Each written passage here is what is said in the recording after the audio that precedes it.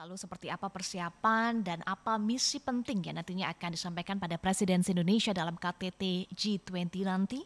Kami akan diskusikan hal ini dengan pengamat hubungan internasional, Sinergy Policies, Dina Prapto Raharja.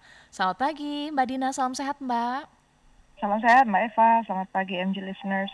Baik, Mbak Dina, Indonesia sangat berperan aktif di PBB dan dalam beberapa hari terakhir di New York, Indonesia menunjukkan kepemimpinan dan peran aktifnya di PBB.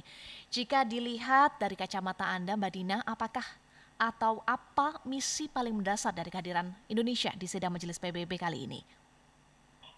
Kalau dilihat dari butir-butir yang disampaikan Menteri Luar Negeri, setidaknya ada 3 poin penting yang disoroti. Yang pertama itu untuk mengingatkan para pemain global, terutama negara-negara besar, bahwa konflik dan perang yang sekarang ada itu berkembang ke arah yang makin mengkhawatirkan, ke arah yang mirip seperti era menuju Perang Dunia Kedua. Jadi kalau tidak ditangani dengan tepat, maka akan mengarah pada disaster, itu bahasa yang dipakai oleh Bu Menlu ya. Iya. Lalu yang kedua, beliau juga mengusung pernyataan bahwa negara berkembang, termasuk Indonesia, menolak untuk menjadi pion, bahasanya beliau ya, menjadi pion dalam perang dingin yang baru begitu. Jadi karena yang diusulkan oleh Indonesia adalah paradigma win-win, bukan zero sum ya. Win-win itu maksudnya tidak ada. Kalau zero sum itu kan artinya kemenangan satu pihak otomatis adalah destruksi untuk satu pihak yang lain. Sementara kalau win-win berarti kedua belah pihak sama-sama bisa diuntungkan. Poin ketiga, dia menyoroti soal tadi salah satunya G20, sisi lain juga menyebutkan soal ASEAN 2023 ya, di mana Indonesia menjadi ketua. Artinya Indonesia tetap akan berperan dalam forum-forum yang sudah ditanganinya untuk menjamin bahwa urusan masyarakat negara berkembang itu akan tetap bisa terselesaikan terlepas dari masalah lain yang sedang membelit dunia. Itulah 3 poinnya. Baik, ingatkan negara-negara global dan berkembang ke arah untuk berhati-hati ya, karena ada tadi disaster yang dipakai kata oleh Menlu. Kemudian Indonesia menolak menjadi pion, jadi paradigmanya adalah win-win, dan juga soal G20 dan juga nanti untuk ketua ASEAN 2023. Kalau kita bahas satu-satu ya Mbak Dina terkait dengan disaster ini, ada kekhawatiran soal krisis. Nah, bagaimana Anda melihat peran Indonesia di sini? Sebenarnya ada 2 pidato lain yang juga menarik untuk dijadikan rujukan ya. Untuk kita sebaiknya tidak hanya melihat pidatonya Menteri Luar Negeri kita, tapi juga melihat Amerika punya sama Rusia ya. Karena inilah 2 negara yang sedang berhadapan-hadapan saat ini terkait konflik yang dimaksud tersebut. Jadi kalau dilihat dari pidato kedua negara ini, kelihatan betul masing-masing saling melakukan pembenaran atas apa yang dilakukan. Dialog di antara mereka itu cukup detail ya. Menurut saya bentuknya sudah seperti dialog karena masing-masing pihak, baik Amerika maupun Rusia, menyoroti gambaran makro. Jadi bukan lagi melulu soal soal Ukraina, tetapi menarik pada gambar yang lebih besar, lebih helikopter view gitu ya, pandangan besar tentang apa yang dirasakan oleh Amerika maupun Rusia terkait tatanan global. Ini menarik. Jadi ini kan pertama kali ya sidang PBB General Assembly Majelis Umum sejak Rusia invasi Ukraina ya di tahun ini. Jadi bahwa dan kita lihat di pertemuan-pertemuan sebelumnya, termasuk dalam pertemuan G20, isunya selalu cenderung mikro, hanya sebatas Ukraina dan Rusia. Nah, kali ini justru ditarik ke gambar yang lebih besar. Di sini poinnya di sini adalah Rusia maupun Amerika sama-sama merasa tatanan global yang ada sekarang ini berada di posisi yang keliru. Artinya ya berarti kan sama ya, antara Indonesia, Amerika sama Rusia sama-sama mengatakan hal yang sama. Cuman setiap pihak menunjuk pada penyebab yang berbeda. Jadi kalau dilihat Rusia misalnya mengatakan bahwa tatanan global ini sebenarnya mengarah pada situasi yang sifatnya lama-lama berkembang ke arah intimidasi dan blackmail, memeras ya. Karena ada satu kekuatan yang ingin menjadikan seluruh dunia itu adalah kebun belakangnya dia, backyardnya, dan dia menunjuk pada Amerika. Artinya apa-apa itu harus sesuai aturan mainnya Amerika. Amerika mau menjadi single hegemon, ya ada satu tanda tanya di satu situ. Hegemon itu artinya satu pihak yang dominan ya.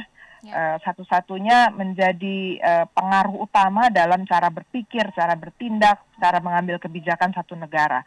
Sampai dia menggunakan kata, apakah Amerika menganggap dirinya suara Tuhan di dunia ini gitu. Sehingga apapun yang dia lakukan dianggap sudah pasti benar. Sementara dari pihak Amerika Serikat menunjukkan bahwa yang salah itu adalah Rusia. Karena Rusia pada dasarnya melanggar piagam PBB dengan cara menginvasi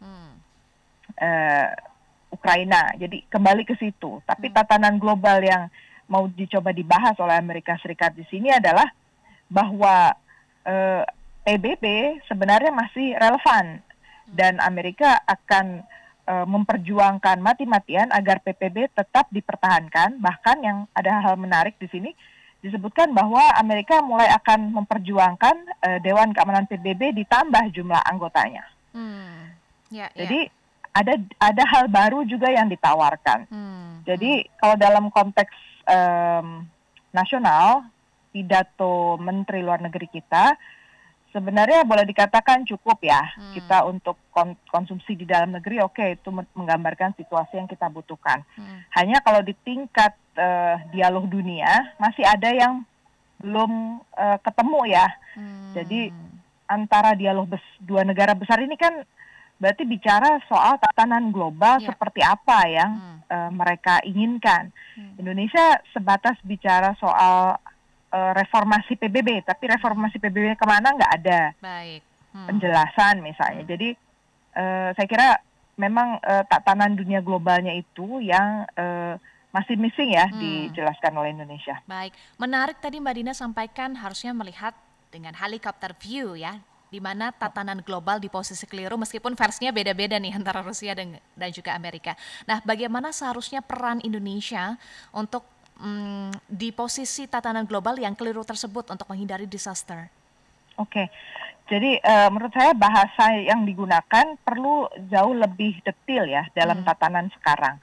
Karena posisi Indonesia jelas bukan major powers, bukan negara besar yang bisa mengambil tindakan serupa dengan yang dilakukan oleh Amerika maupun Rusia. Negara seperti Indonesia harus berpikir berkali-kali lipat untuk memformulasikan satu kebijakan karena mereka juga tidak ingin terjepit ya masalah supply makanan, supply energi. Ini satu hal yang banyak negara tidak punya sumber daya alam sendiri. Gitu.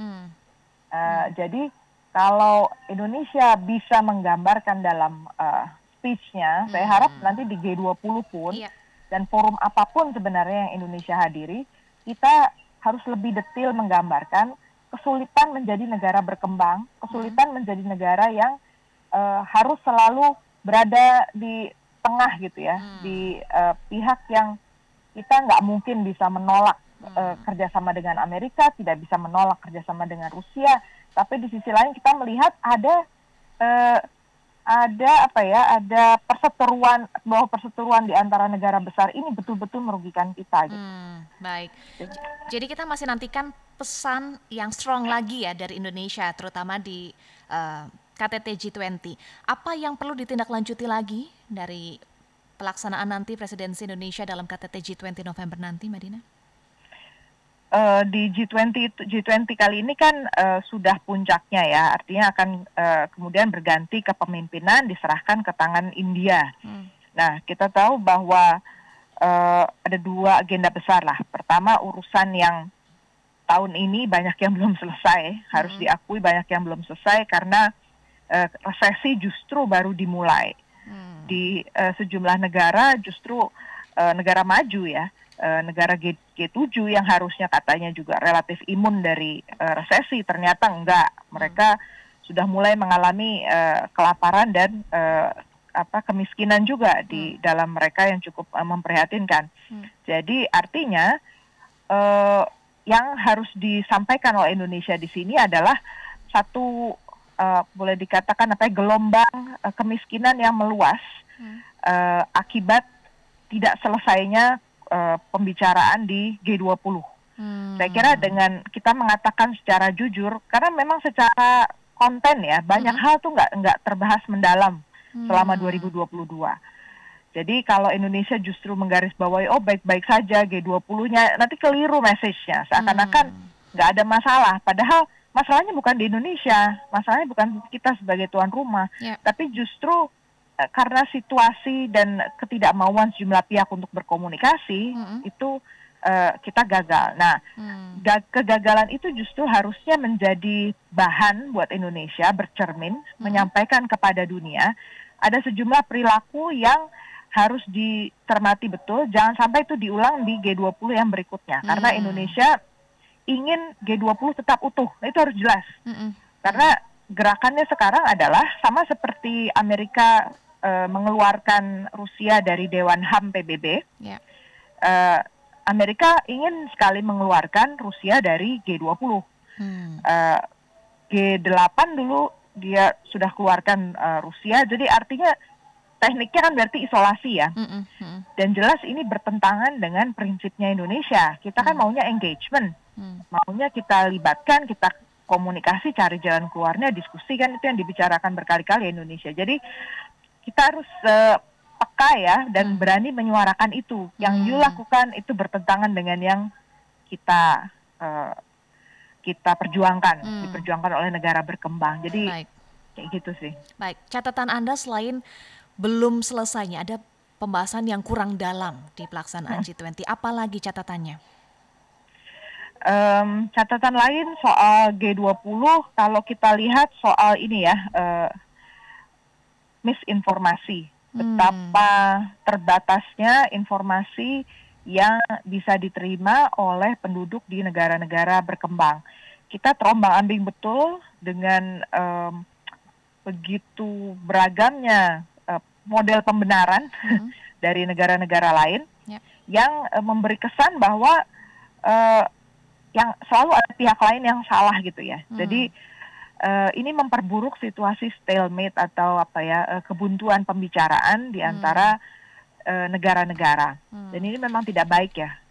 Karena kalau misinformasi ini berlanjut terus, dan misinformasi zaman sekarang ini di abad 21 ini kan masalahnya marak di sosial media, marak juga pemblokiran secara sepihak ya soal informasi. Kalau dulu kan propaganda zaman perang dingin itu sebatas soal memblokir selebaran begitu ya. Kalau sekarang apapun informasi bisa difilter dari awal, jadi sama sekali orang nggak tahu sebenarnya apa yang terjadi. Nah ini yang berbahaya karena mengarah pada nantinya pengkhianatan. Dan pengkhianatan itu, karena pengkhianatan itu kan dasar mulanya biasanya karena tidak ada informasi yang dianggap bisa dipercaya ya. Baik. Dan pengkhianatan itu menjadi dasar dulu Perang Dunia ke-1 dan ke-2. Jadi itu bumbu terakhir dari perang besar yang sungguh-sungguh kita nggak mau terjadi pada era kita. Betul. Baik, jadi catatan Anda pertama soal komunikasi dan kedua adalah informasi ya, misinformasi itu tadi.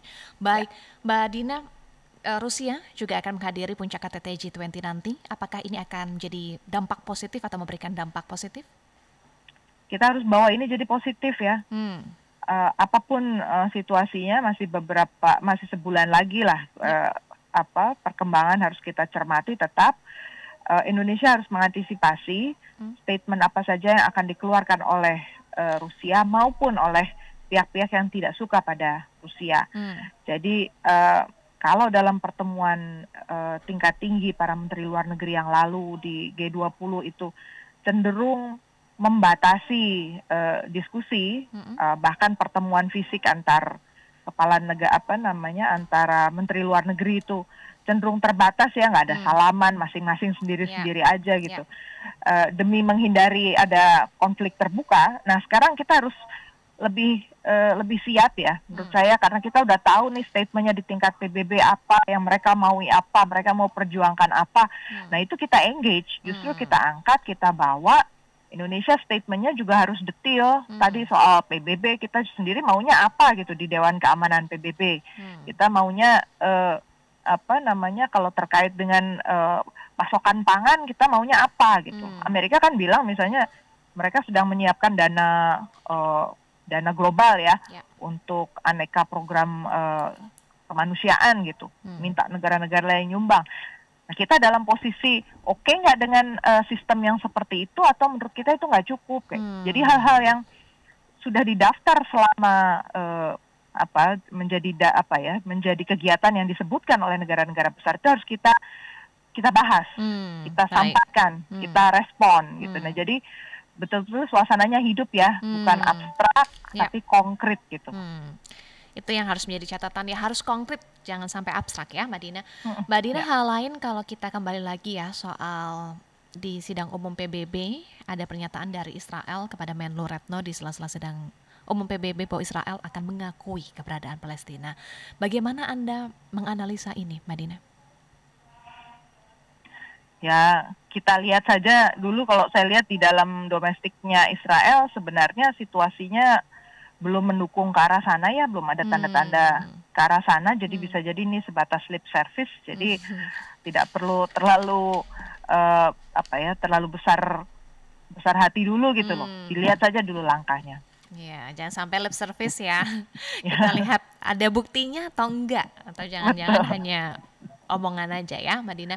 Mbak Dina, hal lain juga terkait dengan pernyataan Menlu Retno Marsudi yang sering ya menyuarakan soal kesetaraan perempuan di Afghanistan pasca Taliban mengambil alih kembali kekuasaannya dari Amerika dan sekutunya. Apakah ini juga harus menjadi strong message juga, misi yang harus terus didengungkan oleh Menlu Retno sebagai bagian dari menjaga perdamaian bersama? Isu soal kekerasan, soal diskriminasi itu isu yang sayangnya abadi ya, yang sayangnya masih terus muncul. Jadi bukan hanya di Afghanistan sebenarnya, tapi di belahan dunia lain pun ada. Jadi kadang-kadang saya berpikir oke, ada sesuatu yang istimewa mungkin di Afghanistan kita perlu sebut, tapi ini nggak unik hanya di sana gitu. Jadi kita punya ya tetangga yang paling dekat kan ada Myanmar misalnya gitu kan.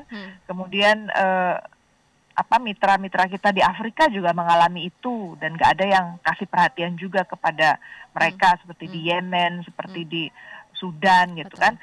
Jadi artinya kan ada masalah struktural ya, ada masalah yang menetap gitu di dunia ini yang terus-menerus memunculkan masalah kekerasan yang sama dan diskriminasi yang sama. Jadi kalau kita mau tarik ke benang merahnya, menurut saya lebih baik kita tarik ke benang merahnya bahwa ada masalah besar soal diskriminasi yang belum selesai nih. Berarti kan mekanisme global misalnya di PBB belum bisa menyelesaikan ini, masih berulang terus misalnya gitu loh. Jadi jangan ditarik cuma ke satu negara ya, karena kesannya juga jadi diskriminatif. Iya. Untuk tidak hanya sebagai pesan, supaya konkret juga hal ini, apa ya yang bisa dilakukan Indonesia ke depan? Jadi kalau dalam hubungan internasional itu negara yang relatif kuat ekonominya, kemudian militernya juga kuat, memang relatif lebih didengar gitu ya kalau mereka bicara. Sementara negara yang posisinya middle seperti kita ada di tengah, itu memang mau nggak mau kalau mau bicara harus disertai dengan dukungan, dukungan dari kelompok-kelompok lain lah yang merasakan hal yang sama. Jadi kita nggak bisa bawa suara satu saja negara kita, tapi harus ngajak negara lain. Jadi Amerika aja dalam PBB kemarin itu bilang dia mengadakan summit gitu ya, konferensi tingkat tinggi untuk menyelesaikan masalah pangan. Artinya Amerika aja masih merasa dia nggak bisa legitimasinya datang dari dirinya sendiri kan, dia ngajak negara lain gitu.